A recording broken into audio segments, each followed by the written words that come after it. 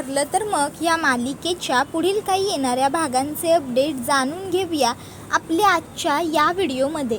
चला तर मग प्रेक्षकांनो सुरुवात करूया आपल्या आजच्या या व्हिडिओला। तर आता आपण इथे पाहणार आहोत की कशा पद्धतीने आता प्रिया ही नागोबाला तुरुंगातून बाहेर काढण्यासाठी एक जबरदस्त प्लॅन बनवते आणि दुसऱ्या बाजूला इकडे आता ती सायलीला आता एक खूप मोठा धक्कासुद्धा देते। आता नेमकं काय काय आणि कसं कसं घडतं या सर्व गोष्टींचे अपडेट आपल्या ह्या व्हिडिओमध्ये अगदी सविस्तर पाहूया। चला तर मग प्रेक्षकांनो आता सुरुवात करूया। तर इथे आता आपण पाहतोय की प्रिया ही म्हणत असते, मी प्रेग्नंट असल्यामुळे मला कधीही असं तुरुंगाच्या बाहेर पडणं सहज शक्य आहे, पण नागराज काकांच्या बाबतीत तसं नाही आहे। आज एकदा त्यांनी आजारपणाचं पहिल्यांदा नाटक केलं आहे, त्यामुळे त्यांना दवाखान्यात आणलं गेलं आहे। पण जर आता सतत आपल्याला भेटावं लागणार असेल तर नागराज काकांना नेहमी असं ही लोक बाहेर नाही घेऊन येणार।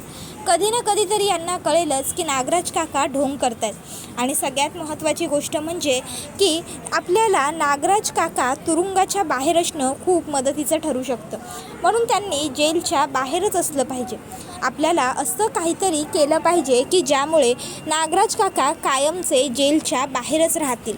जर तुम्ही जेलच्या बाहेर राहिलात नागराज काका, तर जेलमध्ये राहूनसुद्धा मी सगळी सूत्र तुम्हाला सांगू शकते आणि तुम्ही तशी चालवूही शकता। सध्या अण्णा हे बाबा बनलेले आहेत, त्यामुळे अण्णा हे डायरेक्ट पब्लिकली काहीही करू शकत नाही, म्हणून मला असं वाटतं की तुम्ही काहीतरी करू शकता। त्यावेळी मग लगेचच नागराज म्हणतो, प्रिया अगं तुझं म्हणणं मला पटतंय, पण मी इकडनं बाहेर पडणार कसा? बाहेर पडण्यासाठी काहीतरी ठोस कारण हवं ना। त्यावर सचिन म्हणतो, हो आपल्या सगळ्यांनाच त्याचा विचार करावा लागेल म्हणजे। त्यावर मग प्रिया म्हणते, कोणालाही काहीही विचार करण्याची वगैरे गरज नाही आहे, मी विचार करून ठेवला आहे, तुम्हा सगळ्यांना फक्त ते अंमलात आणायचं आहे। त्याबरोबर मग सगळेच विचारतात की काय नेमका विचार केला आहेस तू? त्यावेळी मग प्रिया सांगत असते की मी विचार केला आहे तो म्हणजे आपण नागराज काकांना सुमनच्याच मदतीने बाहेर काढायचं। सुमननेच केस केली आहे ना नागराज काकावरती, मग आता जर नागराजवरती सुमनने केस केली आहे तर सुमनने केस मागे घेतली की नागराज आपोआप सुटेल। त्यावर नागराज म्हणतो, तू मूर्ख आहेस का प्रिया? त्या सुमनला त्या सायली अर्जुनने अशी पट्टी पडवली आहे ना की ती केस मागे घ्यायला तयारच नाही आहे। त्याबरोबर लगेचच आता प्रिया म्हणते, पण मी असं कुठे म्हणते की आपण तिला सांगायचं की ती ही केस मागे घेते म्हणून? आपण अंधारात ठेवून गोष्टी करून घेऊ शकतो ना। त्याबरोबर मग आता सगळे म्हणतात, तुला नेमकं काय म्हणायचं आहे? त्यावर लगेचच प्रिया म्हणते, तुमच्या घराण्याचा कुलदीपक घरातला उजेड अंधकारात बदलून तिच्या सह्या मिळवू शकतो। त्यावेळी आता नागराज म्हणतो, प्रिया हे कोड्यात बोलणं बंद कर आणि स्पष्ट बोल बरं। त्यावेळी प्रिया म्हणत असते, अहो असं काय करताय माझे लाडके नागराज काका? तुम्ही विसरताय का तुमचा मुलगा आहे ना हा राकेश, मग तोच सुमन काकीचा सुद्धा मुलगा आहे। राकेश आता ही सगळी जबाबदारी पण तुझ्यावर आहे। एक काम करायला लागेल तुला, तू आता सुमन काकीकडे पेपर्स घेऊन जायचे जे असतील तिने नागराज काकावरची केस मागे घेतल्याची। तू तिकडे ते पेपर घेऊन जायचे आणि तिला सांगायचं की तू तिच्या नावावरती काहीतरी पॉलिसी वगैरे काढतोयस किंवा तुझ्या नावावर एखादी पॉलिसी बनवतोयस आणि तिला नॉमिनी ठेवतोयस आणि तुला तिच्या त्या पेपर्सवरती सह्या घ्यायच्या आहेत, कळलं का? त्यावर राकेश म्हणतो, ठीक आहे मग मी एक काम करतो, मी आजच कामाला लागतो। मी आज जातो पहिला वकिलाकडे, वकिलाला भेटतो, त्याच्याकडनं रितसर पेपर्सवर जे काही आहे ते करून घेतो आणि त्यानंतर मी लगेचच आईकडे जातो आणि सह्या घेतो। तसंही सध्या घरी कोणीच नाही आहे ना, ती प्रतिमा काकू ना तो रविराज काका, त्याच्यामुळे आईच्या सह्या या काळात घेणं खरोखर माझ्यासाठी खूप जास्त सोपं जाईल, पटकन सह्या मिळतील। त्याबरोबर मग प्रिया म्हणत असते की शाबास, सह्या काहीही झाल्या तरी मिळवच। आणि हो, ती सह्या करायला जेव्हा पेपर हातात घेईल ना तेव्हा तू तिच्याबरोबर बोलत राहा, तिला इमोशनली वीक करत राहा, जेणेकरून ती पेपर वाचण्याचा प्रश्न कुठे येणारच नाही। तसंही ती सुमन मूर्खच आहे, पेपर वगैरे वाचून सह्या कराव्या एवढी तिला अक्कल नाहीच आहे। आपला मुलगा आपल्याला काहीतरी सांगतोय म्हणजे ते 100% बरोबरच आहे असंच गृहीत धरून ती सह्या करणार। त्यावेळी मग आता लगेच सचिन म्हणतो, मी काय म्हणतो राकेश, हे बघ तू इथे नवीनच आलायस, तुझी फार कोणाबरोबर ओळख नाही आहे. मी तुला पेपर माझ्याच वकिलाकडून करून देतो. मी ज्याला माझी डिवोर्स केस दिली होती ना त्यालाच. आणि मग आपण पुढचं प्रोसिजर करू. राकेश ठीक आहे म्हणतो. त्यानंतर सचिन आता त्याच्या त्या डिवोर्सच्या वकिलाकडूनच आता हे बेलचे पेपरसुद्धा बनवून घेतो. आणि त्यानंतर मग आता ते पेपर तोच राकेशच्या ताब्यात देतो. राकेश आता घरी आलेला असतो. आता इकडे राकेश घरात येऊन पहिल्यांदा बघतो तर काय, घरामध्ये फक्त एकटी सुमनच आहे. आता सुमनला घरामध्ये एकटीला बघून राकेश पहिला तर खूप म्हणजे खूपच खुश होऊन जातो.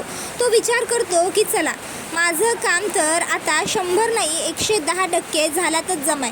आता आई घरामध्ये एकटीच आहे म्हटल्यावर मी सहज तिच्या सह्या घेऊ शकतो. राकेश लगेच सुमनकडे जातो स्वयंपाकघरात आणि म्हणतो, आई अगं तू एकटी किती काम करणार आहेस, ये बस. आणि तो सुमनला बसवतो आणि पाणी देतो. सुमन भाऊक होते. त्याबरोबर राकेश हा तिला म्हणत असतो, आई अगं आरामही करत जा थोडासा. सुमन काकू म्हणते, राकेश आजपर्यंत माझा एवढा विचार कोणीही केला नव्हता जेवढा आज तू केलास. म्हणतात ना आपलं मूल ते आपलं मूलच असतं, ते अगदी खरं आहे. खरंच राकेश मला तू जेव्हापासून भारतात आला आहेस ना तेव्हापासून खूप बरं वाटतं.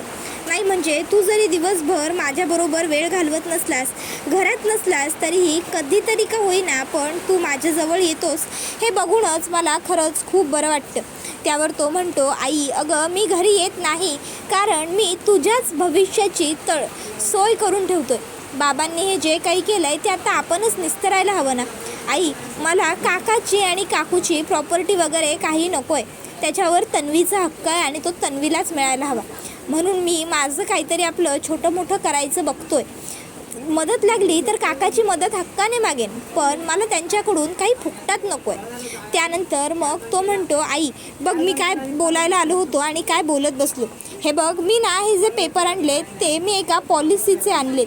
मी एक पॉलिसी स्वतःच्या नावावरती सुरू करत आहे आणि माझी अशी इच्छा आहे की माझी नॉमिनी म्हणून तूच असायला हवीस. अर्थात आता तुझ्याशिवाय माझं कोण आहे या जगात, म्हणून तर तुझ्या इथे सह्या हव्या तिथे सह्या कर. त्याबरोबर सुमन सह्या करायला कागद हातात घेते. राकेश प्रियाने सांगितल्याप्रमाणे तिच्याशी कंटिन्यू बोलत असतो. सुमन काकू बिचारी म्हणत असते, खरंच रे खरंच राकेश तू माझा केवढा विचार करतोस. खरंच मुलगा असावा ना तर तुझ्यासारखा मुलगा देव प्रत्येक आईच्या पदरात घालू. म्हणजे जे काही मी हाल सहन केले तू लहान असताना तुझ्या बाबांमुळे, ते सगळे हाल आता माझे फिटल्यासारखेच मला वाटतात. जेव्हा मी तुला माझ्याबद्दल एवढं भरभरून विचार करताना, एवढं भरभरून बोलताना पाहते. शेवटी तू मुलगा आहेस माझा. माझ्या मनातलं तुला नाही कळणार तर कोणाला कळणार. त्यावेळी राकेश म्हणतो, आई अगं तू नंतर गप्पा मार, आधी सह्या कर. मला पटकन हे प्रोसिजर कंप्लीट करायचं आहे. ऑफिस 4 वाजता बंद होईल. त्यावेळी बिचारी सुमन पटापट घाईघाईत सह्या करते आणि राकेशकडे पेपर सुपूर्त करते. राकेश म्हणतो, आता बघ कसली मस्त पॉलिसी काढतो ती. आणि मग राकेश आता तिकडनं निघतो आणि थेट पोलीस स्टेशनला येतो. पोलीस स्टेशनला येऊन आता तो ते लेटर सबमिट करतो. त्याच्यानंतर जी लीगल प्रोसिजर असते बेलची तीसुद्धा तो करून घेतो. आणि त्याच्यानंतर मग तो राकेशला तो नागराजला जेलच्या बाहेर काढतो.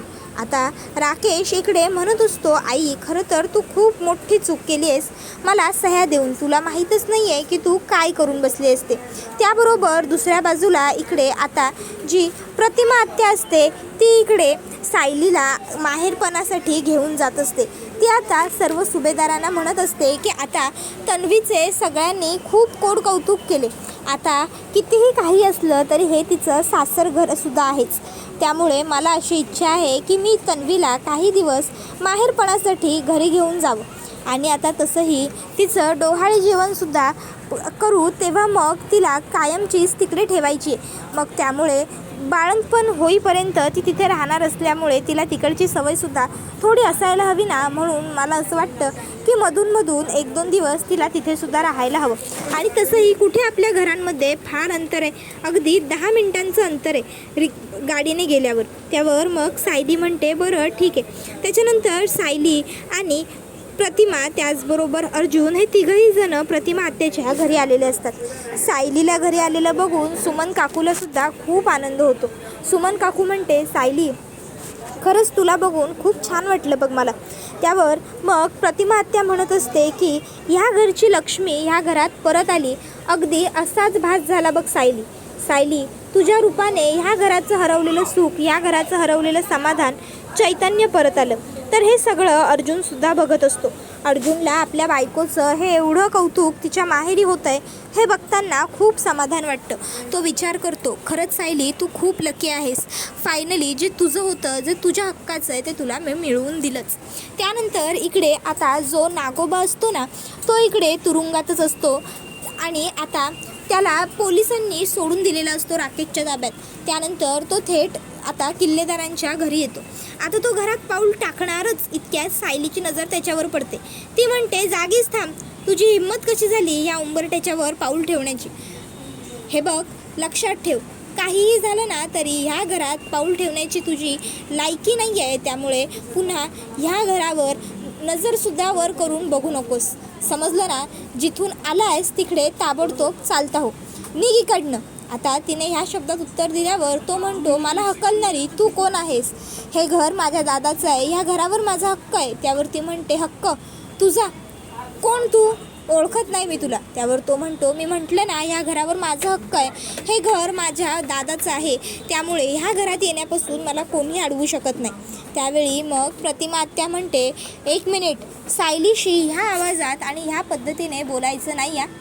नागराज भाऊजी, तुम्हाला माहीत नसेल किंवा असेल, सायली हीच या घरची लेक आहे. सायली हीच आमची खरी तन्वी आहे. मला माहिती आहे हे एवढं सगळं तुम्हाला खूप वर्षांपासून माहिती होतं, पण तरीही तुम्ही लपवाछपवी केली.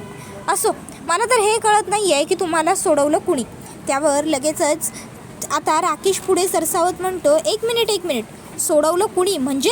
तुम्हाला काय वाटलं होतं माझे पप्पा काय आयुष्यभर जेलमध्ये सडत राहणार होते की काय? माझ्या पप्पांना सोडवण्यासाठी, माझ्या पप्पांना वाचवण्यासाठी ना मी काहीही केलं असतं, जीवाचं रान केलं असतं, पण मी त्यांना सोडवलंच असतं. पण माझ्या आईला माझे कष्ट बहुधा बघवलेच नाही, म्हणून माझ्या आईने कुठलीही तक्रार न करता, काहीही न बोलता पटकन माझ्या पप्पांना बेलवरती बाहेर काढलं. त्यावेळी घरातले सगळेच त्याच्याकडे बघू लागतात.